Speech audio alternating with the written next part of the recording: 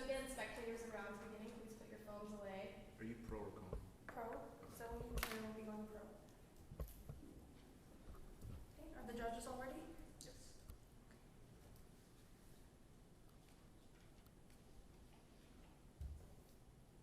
My partner and I affirm the following. Resolved, on balance, economic globalization benefits worldwide poverty reduction. We offer the following as a means by which to judge the round. Observation 1. The debate should not be limited to economic parameters. In this round, we must also weigh quality of life and other social factors, such as gender equality and education. Observation 2. As the resolution states that we are to measure benefits, my partner and I ask that this be weighed in terms of the principle of utilitarianism. Utilitarianism, a social philosophy, essentially states that action should strive to attain the greatest amount of good for the greatest amount of people. In asking you to weigh this, we ask that the judge runs a cost-benefit analysis at the end of the round, weighing in the end in favor of the side which most upholds the principle of utilitarianism. On to our main points. Contention 1, positive findings. Poverty estimates generated by Yale University researchers conclude the world is currently experiencing rapid poverty reduction. Evidence credits the reduction to economic globalization. Quote, not only is poverty falling rapidly, it's falling across all regions and most countries. South Asian giants India and Bangladesh and Central Asian economies like Uzbekistan are also making great strides. Sub-Saharan Africa has finally broken through the threshold of a 50% poverty rate in 2008, and its number of poor people has begun falling for the first time on record. This stunning progress is driven by rapid economic growth across the developing world. Since 2003, growth in developing world has taken off, averaging 5% per capita per year. Quote, we are in the midst of the fastest period of poverty reduction the world has ever seen. The global poverty rate is ticking downward at 1 to 2 percentage points per year, lifting around 70 million people, the population of Turkey or Thailand, out of destitution every single year. According to researchers Hamid and Nazir, quote, empirically, a huge body of literature indicates that economic globalization stimulates economic growth, reduces poverty, and generates employment opportunities. Their study states, quote, East Asia provides an example of a positive effect of globalization on growth. The spectacular growth of the countries of East Asia raised per capita income 8-fold and raised hundreds of millions out of poverty. The study also cited countries like Pakistan as examples of success. Another study found that in Malaysia, China, Bangladesh, and Costa Rica, globalization reduced poverty. The causation is clear, the evidence is clear, the impacts are clear. When globalization occurs, poverty goes down. Contention 2, gender equality. The impacts of gender equality are profound. According to the World Bank, the poverty incidence tends to be lower in countries with greater gender equality. Countries with more gender equality rank higher in terms of the UN Human Development Index. According to the International Fund for Agricultural Development, quote, overall, the neglect of women's needs and rights undermines the potential of entire communities to grow and develop. Poverty is deeply rooted in inequality. As women's status increases, so do the benefits to society. Studies have shown that the major factor in improved childhood nutrition is women's status. Other studies conclude that when female farmers have access to knowledge and technology, crop yields increase dramatically. According to the UN Division for the Advancement of Women, globalization leads to employment opportunities for women, enabling them to earn and control income. This is empowering and contributes to enhancing women's roles and statuses within society. Lastly, a World Bank study, which analyzes 95 other studies, found that globalization led to increased access to international information and media, which promotes gender-equal attitudes. The study finds that in Mexico, higher exports caused a narrowing of the gender wage gap, and in Bangladesh and Morocco, wage discrimination against women was lower than in the earlier stages of liberalization and declined even further over time. Evidence from China shows that female workers receive higher wages in the new export-oriented industries than in the older state industries. These examples support the general trend. Globalization means more rights for women, globalization means less poverty. Once again, the causation is clear, the evidence is clear, the impacts are clear. When globalization occurs, women have more rights and poverty goes down. For all of these reasons, I'll be urging a pro ballot in today's round.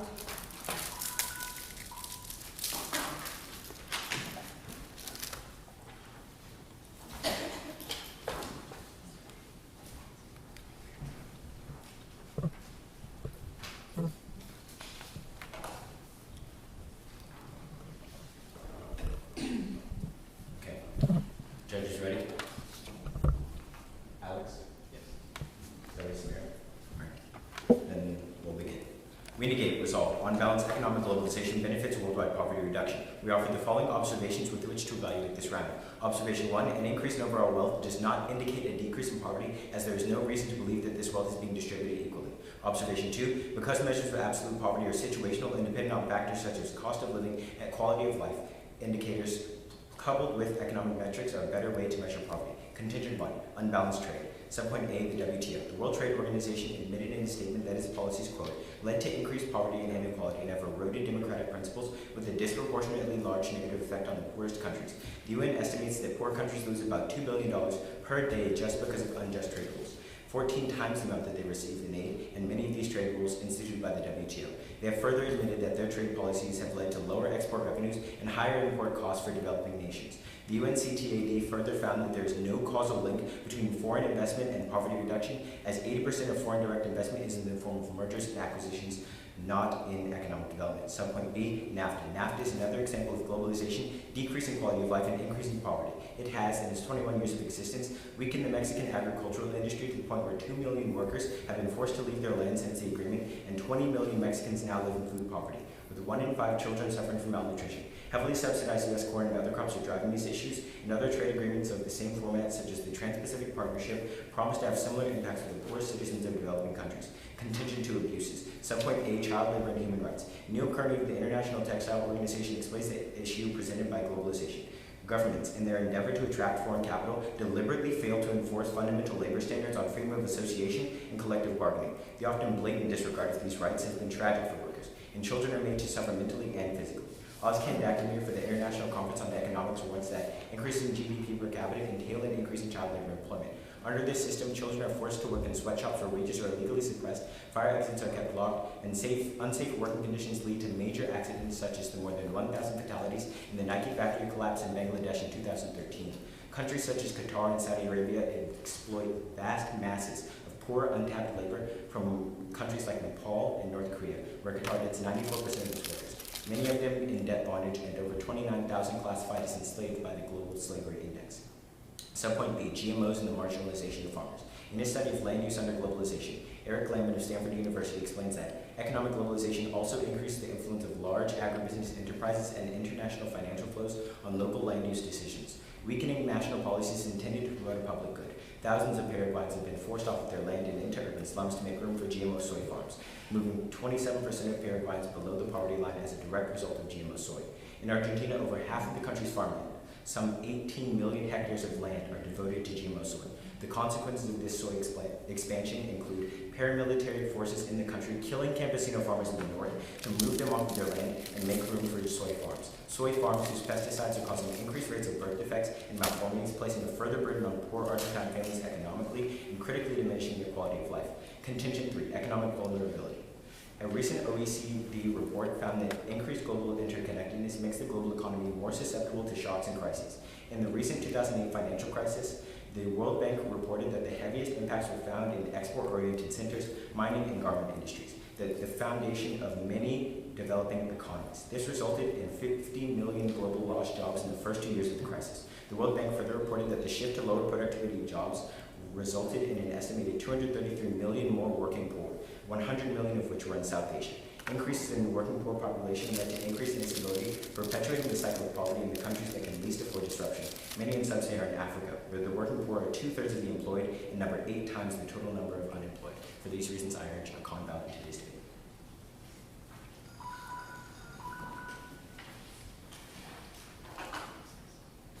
Can I go back to the first question? So basically, in your first contention, you're saying there's an increase in inequality. Yes. Okay. But, So well, not just my partner's going to bring up 3 pieces of evidence that are going to directly clash that. But let's say inequality is actually happening and you don't take the evidence that we're going to present. To the extent that in our case we show that 70 million people are being risen out of poverty every year, and that, for example, in East Asia, 200 million people have been risen out of poverty, how does that really remain relevant if poverty is still being decreased? Okay, so the very nature of inequality means that if someone is getting a benefit and someone else is not getting a benefit. And so even if 70 million people are being lifted out of poverty every year, our evidence will counter that and say that there's people that are being put put into poverty in other places. So just because 70 million people are being brought out of poverty doesn't mean that there aren't people being put into poverty in lots of other places. So is it your opinion that there's not this net gain, or do you have actual evidence? No, we do have actual evidence. We have evidence from the World Trade Organization in a statement that says, firstly, it decreased wages, and that trade liberalization, which is a part of economic globalization, is negatively correlated with income growth among the poorest 40%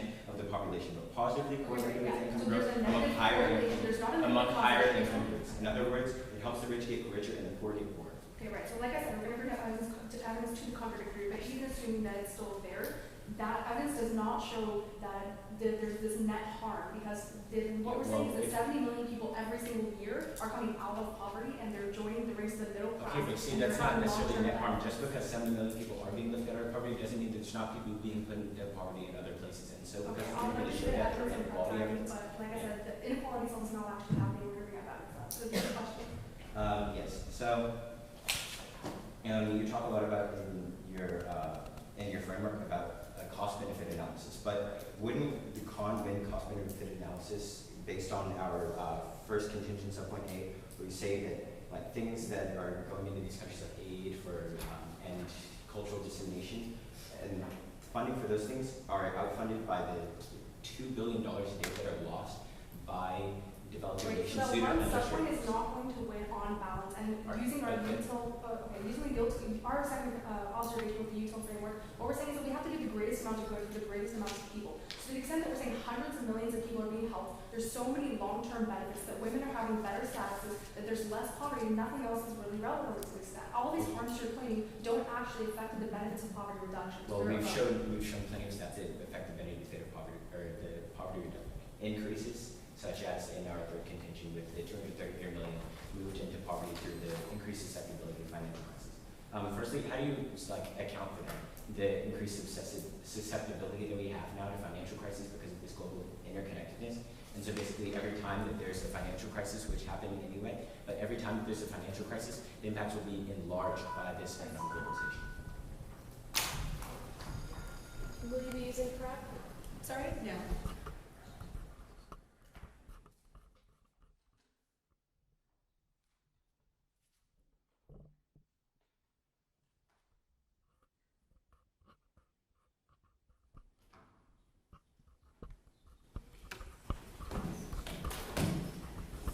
Are the judges ready? Yes. Alex and Johnny? Yes. Zoe? Okay, so as a brief roadmap, really quickly, judges, I'll just be giving you reasons why I believe my partner and I have already won this round. So starting, judges, on the issue of framework, I'd just like to address the fact that a simple increase in inequality does not necessitate, I apologize, an increase in poverty. Now this is going to address my opponent's first observation where they say that increased wealth does not necessarily equate to increased poverty. We do agree with this. Now let's show you, judges, under their second observation, they tell you that poverty is simply situational, and we have to overlook this. Now, my partner and I agree to this too, but the simple fact of the matter, judges, is that economic globalization brings about benefits in terms of poverty reduction, and let's show you how it does this. First, judges, let's look to the harm brought up in my opponent's case. In their first contention, they try to tell you that it's unbalanced, I apologize, and that there is inequality. Now, judges, not only did I just tell you that inequality does not equate to poverty, but also, if you don't want to buy that, let's look to 3 different cards that show you that this is simply not the case. The rich are not getting richer, the poor are not getting poorer. Look to a card presented by the IMF that states that there is no evidence of a systematic tendency for inequality to increase when international trade increases. Look to a card provided by Barden, who essentially states that one common cliche in the media and in other protests is that globalization is making the rich richer and the poor poorer, where this is simply not true. On the whole, evidence suggests a clear trend. The poor are not getting poorer, the rich are not getting richer, and this can be seen in the declining poverty trends that are particularly addressing the issues in East Asia, South Asia, and Southeast Asia. Now, judges, the third card will be a card provided by the Overseas Development Institute, who essentially says that overall there is no trade-off between growth and inequality, so distribution can't be pursued as an additional policy objective to enhance the poverty-reducing effect of growth. So again, judges, we do urge you to look to the fact that inequality does not equate to poverty, and in fact, inequality does not accompany economic globalization. globalization. Now on to their subpoint B, judges, where they show you NAFTA and they show you that there are net harms in Mexico. I urge you to look to the Mexico cards that we read to you in our case, where we showed you that there are actually net benefits in Mexico because of economic globalization. We read to you several different cards, one of which showed you that as a whole globally, 70 million people are brought out of poverty every year. And under our gender equality point, we read to you specifically how in Mexico, economic globalization accounted for women getting more jobs, more opportunities, more income, and thus benefiting in terms of poverty reduction. So again, judges, we do ask that you look to the Mexico evidence that we read to you in our card.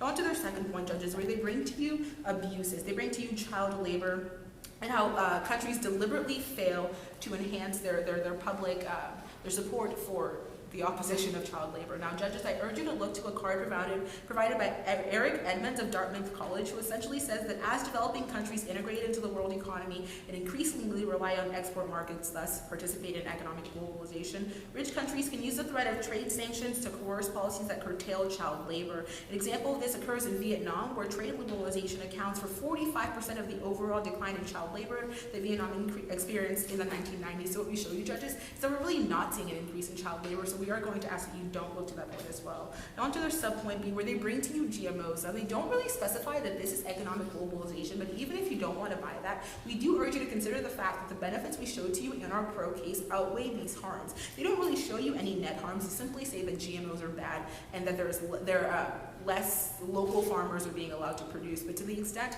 that in our pro case, we showed you several different advantages to farmers, specifically again in our gender equality point, where we showed you that women farmers, according to the International Farming Organization, are actually being empowered and actually being given opportunities to partake in farming, to benefit themselves, their families, and their communities. We do ask that you weigh our point against theirs. Now on to our case, judges, where in our first contention we showed you that globally, per capita income has increased by 5%, but specifically in Southeast Asia, it has increased eightfold, 800%, because of economic globalization. We do ask that you weigh this in today's round. We ask that you consider our gender equality point again, as we do believe that it is important.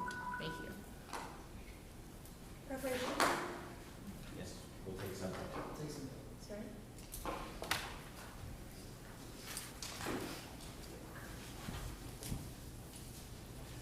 right, judges ready?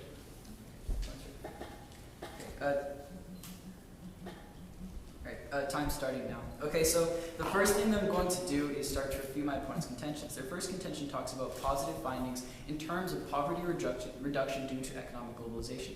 First, to attack the validity of this card, they cited things like an eightfold per capita increase in wages, for instance, but first we'd like to say that per capita is calculated by taking the GDP and dividing it by the population. And so this is why we can apply our inequality statistics. This, essentially the WTO actually admitted to the fact that the bottom 40% of the world has a huge reduction in wages, especially in Latin America, where this can be up to 20 to 30%. And so because you're calculating the per capita income from the GDP, you're finding that they have no actual link whether this money is actually reaching that bottom 40%, whereas we have evidence stating the fact that this money is actually being taken away from the bottom 40% to finance the likes of these developed countries that developed organizations like NAFTA and like the WTO. And so that's the first way that we're going to outweigh their contention. The second way is that in their framework they say the principle of utilitarianism and the cost-benefit analysis. We'd like to bring up once again that statistic in our first contention that says because of the WTO, and because of organizations like NAFTA, you're losing $2 billion per day worldwide because of these unjust trade regulations. So if they're going to talk about outweighing us with statistics, this is a very powerful statistic that we bring in their framework. Okay, so their second contention talks about gender equality. First, I'd like to bring up the fact that this is non-topical because the topic is about economic globalization. And while gender equality is related to cultural dissemination, which is a form of globalization, it is not economic globalization, which is the interconnectedness of trade networks. So that's the first way that we're going to refute that contention. The next way we're going to refute is because essentially that contention is talking about quality of life. So we're going to cross-apply all of our quality of life contentions and essentially use their framework saying that these will outweigh these gender statistics. Some of the quality of life contentions that we brought up in our case were about those factors in Bangladesh and Southeast Asia where you have huge increase in child labor, which we linked to that Neil Kearney card. Also we have the Qatar card, which essentially says that UAE and Qatar, 90% of their population is made up of migrant workers. 94% of those migrant workers come from exploited wage labor bases in places like Nepal and places like India. 20% of those workers were promised higher wages than they are currently given, and all of those workers are not allowed to leave their job or leave the country without authorization by their employer, which is essentially modern-day slavery. And so because of that horrible quality of life impact, that refutes their contention by outweighing it completely.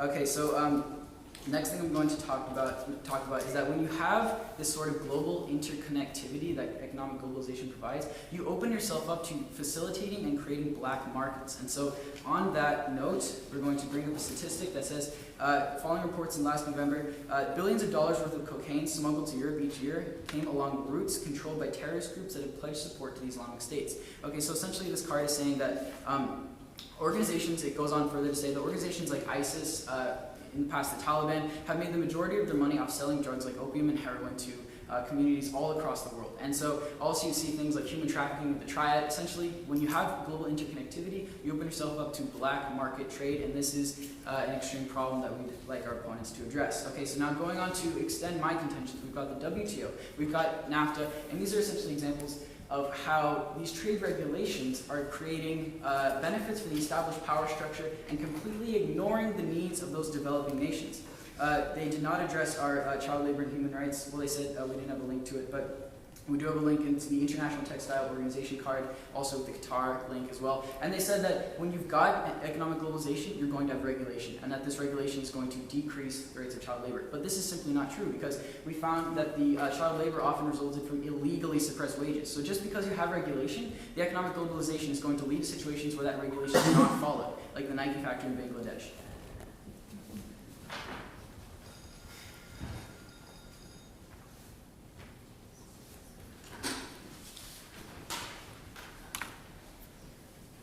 Would you like to ask this question? I would, but are the judges ready? Okay.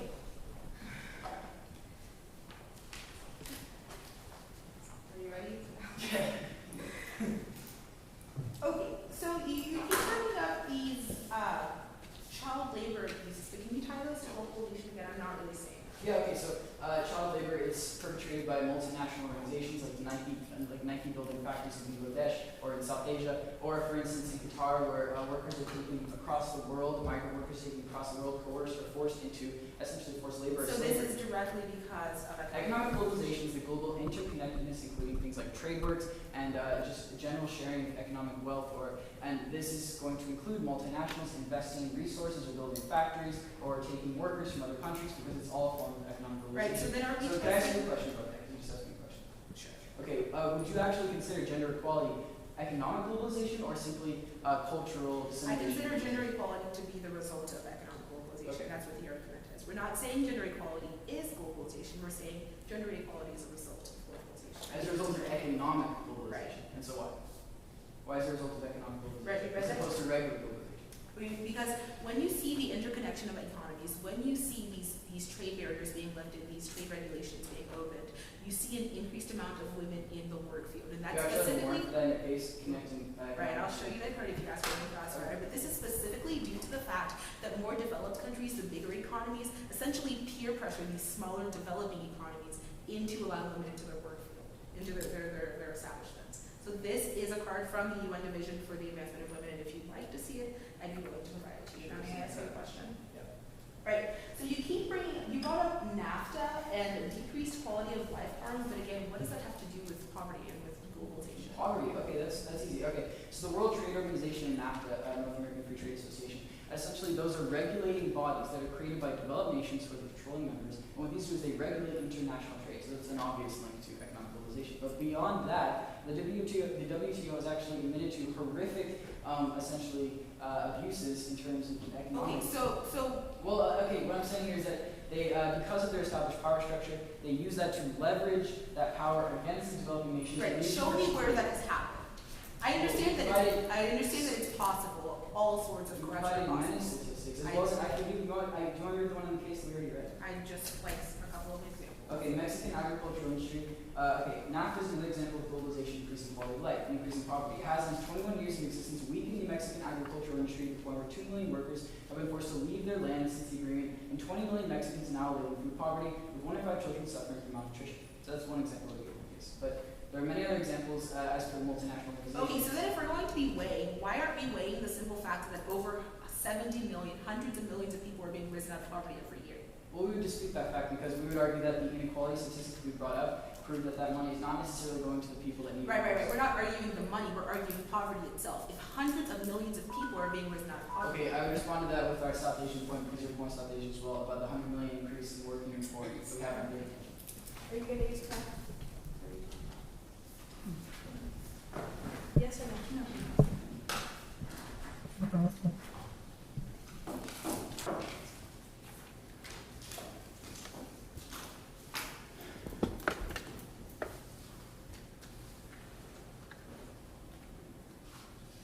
Okay, so just a brief off-the-clock roadmap. The first, I'm just going to be going straight down their case and then responding to some of their rebuttals.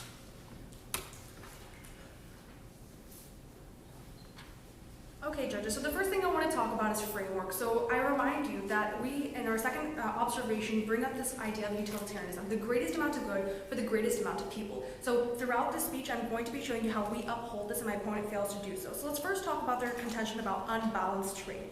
So as far as inequality and poverty goes, we've given you the Yale study, the Hamid and Nazir study, and the Finance and Development study.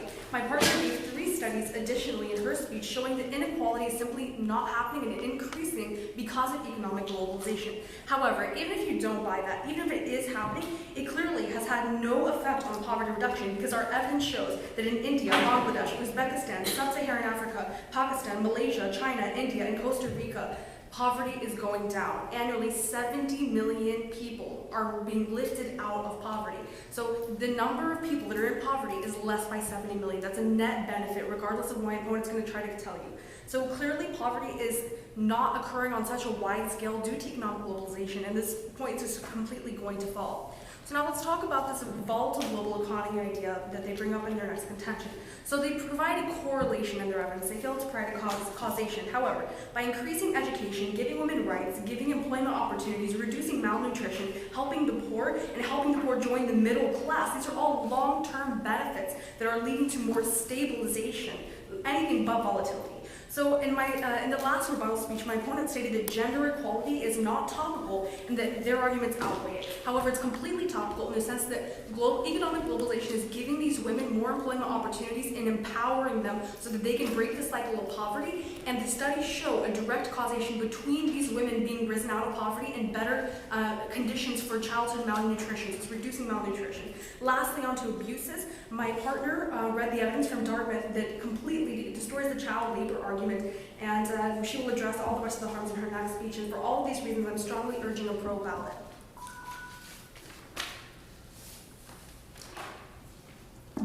Okay, so judges, just a brief off-time roadmap. I'm basically going to be going over the framework arguments in this debate, and then I'm going to be talking about how we've won under our framework and also under their framework, and then I'm going to be extending our contentions and talking about our refutes on their contentions and drops and so forth. So starting now, firstly I'd like to say that our framework and our WTO evidence, our framework specifically, our observation which said that we have to look at the fact that there's no reason to believe that economic globalization or that any general GDP increases or even GDP per capita increases mean that the wealth is being shared equally, or that it's even penetrating the lower parts of the income bracket, that it's even penetrating the lowest 40%. And we provided counter evidence from the WTO which supported this. And they say that they provided counter evidence as well. But we should look at our counter evidence even more because it's an admission from the WTO, which is from inside the industry, which shows that there's less bias from it and it's so it sticks a lot more. Next, I'd like to counter their first contention with, again, our third contention talking about working poor increases and the fact that the susceptibility and the increased susceptibility that we see from economic globalization is basically going to make all of the shocks that the global economy feels over the course of time a lot more impactful, and they're going to make a lot more working poor. The reason that working poor is especially important in this round is because they make up a lot of the workforce, and they make a lot of the poor. They're 2/3 of the workforce in Africa and 8 times the number of unemployed. So they have to be looked at in this round. It's terrible. They should be trapped in poverty for a long time. Next, I'd like to talk about their gender equality contention, and we basically combat that with our Qatari worker rights evidence, which shows that in Qatar and in the UAE, 90% of the populations are migrant workers, and their attack on our child labor point was relevant because it didn't really attack the main issue there. So next I'd like to start extending our contingents, our first contingent talking about the WTO and NAFTA, and basically increasing the harms of economic globalization, specifically through the WTO's trade policies, and some specific examples of those are the judiciary committees, which rule on trade disputes, and those are all skewed in favor of developed countries. And lastly, I'd like to extend our second contention about abuses and say that it refutes and directly cross-applies to their gender equality contention, and that it also goes, that the GMO evidence should stand in this round as well. Thank you.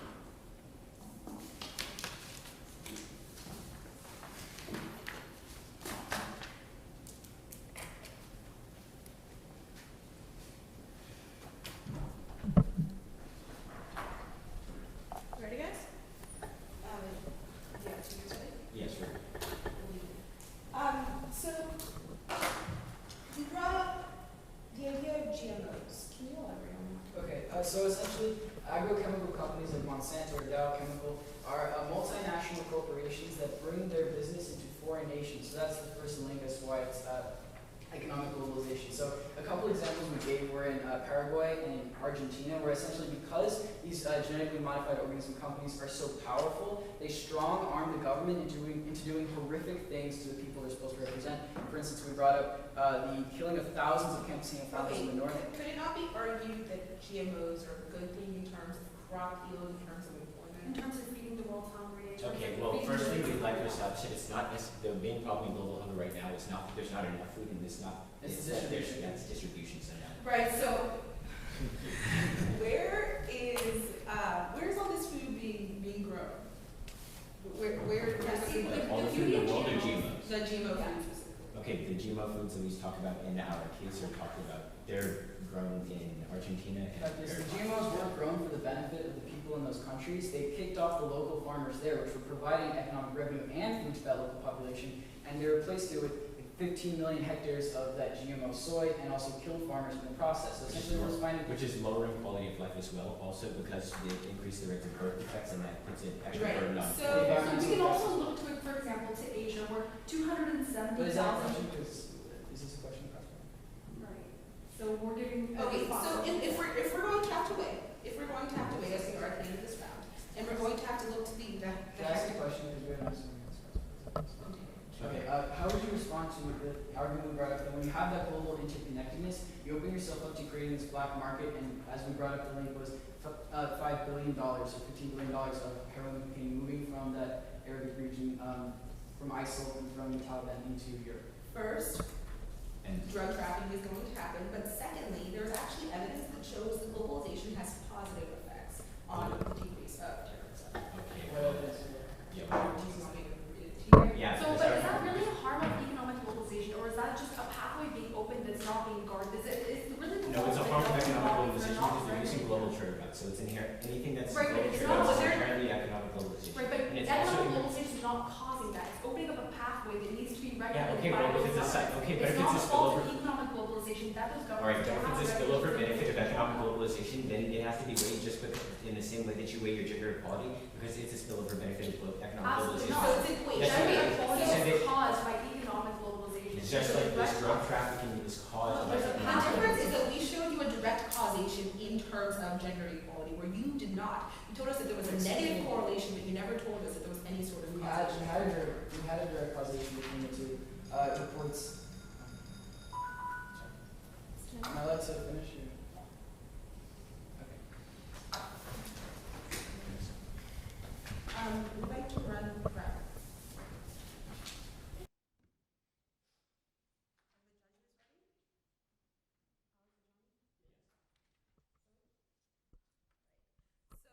So, really briefly, judges, I'll just be giving you reasons why I urge you to vote for my partner. 2 minutes, okay. So starting judges, I'm going to be asking you to look to our utilitarianism framework that we brought up to you at the top of the case, and I'm going to be weighing sort of for you throughout this speech. So first, judges, let's look to the harms brought up in the opposition case. They essentially tell you that there is inequality and that inequality is in itself harmful. But what my partner and I told you through several different studies, from Yale, from Hamid and Nazir, to the IMF, to countless other organizations, is the simple fact that the rich are not getting richer and the poor are not getting poorer. In fact, we showed you increases in per capita income, 800%, eightfold in East Asia, and 5% overall if you're looking globally. So judges, we do win on that point. Now on to their sub-points, where they show you the World Trade Organization and NAFTA, and they essentially tell you that this should be weighed because these are concessions from these organizations themselves. But I urge you to look back to my case again, where I tell you that in terms of organizations coming out and releasing reports and studies, my partner and I outweigh on this too. We urge you to look to the fact that we bring you evidence from the World Health Organization, from the World Bank, from the UN, from the International Fund for Agricultural Workers. We urge you to weigh this, and we urge you to vote for the con. Now, judges, in their second contention, my opponents have brought up time and time again the issue of abuses. But again, I ask you to look to the Dartmouth card that I read you that simply stated that this is not happening, and it specifically addressed Vietnam, where we saw the developed countries, in terms of economic globalization, actually peer pressure the smaller developing countries into not allowing child labor, into decreasing child labor. So again, Judge, we ask that you look to that. In terms of GMOs, as I brought up to you in this past crossfire, we do see benefits coming out of GMOs, regardless of the harms that my opponents are going to try to bring up. So judges, at the end of the day, to the extent that in the pro case, we've brought you countless benefits that still stand. We've brought you hundreds of millions which brought out of poverty. We've brought you gender equality, which still is going to stand in today's round, as we've shown you directly how this is causated and caused by economic globalization. We do ask that you vote for us. To the extent that my opponent's cases, all they tell you is that there are negative correlations and they fail to bring up any sort of causal links, we do ask, again, you vote in favor of the pro.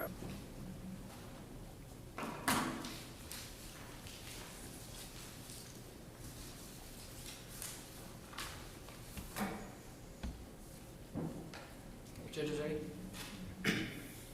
Okay, in this speech I'm going to be essentially proving why Khan has won this debate.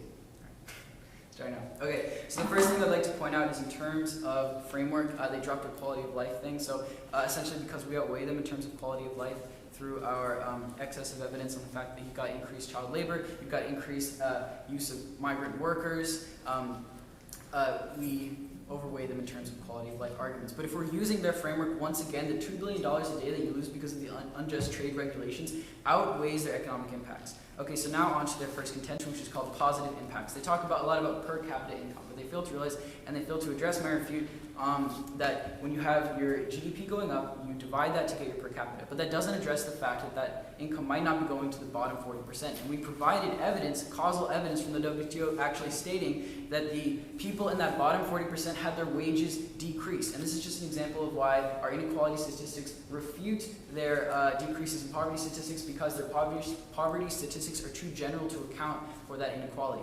Okay, and the next way we did that was once again with the outweighing of the $2 billion. So next, their gender equality, I'd like to once again extend their refute that is not part of economic globalization, but even if you do count it as a spillover benefit, then you also have to accept our spillover benefit of, or our actually direct benefit of, detriment of the fact that when you have terrorist organizations like the Triad or ISIS using these black market trade routes to exchange illegal goods. Okay, so once again, we outweigh that contention with our quality of life detriment. So going back over our contentions, they completely dropped our third contention entirely on global economic vulnerability and the increase of 100 million working poor in South Asia as a result of the 2008 financial crisis, which we linked to economic globalization with that OECD report. They completely dropped it. Their attack on our GMO point also fell short because we provided evidence that the GMOs actually replaced existing farmers and thus provided no benefits in terms of food production, but obviously killed a lot of farmers and hurt a lot of people socially. Okay, so next, they were unable to attack our child labor and human rights points with their argument on regulation because we provided evidence that these countries are deliberately disobeying the regulation because they're purely motivated for profit, especially in places like Bangladesh. Combat.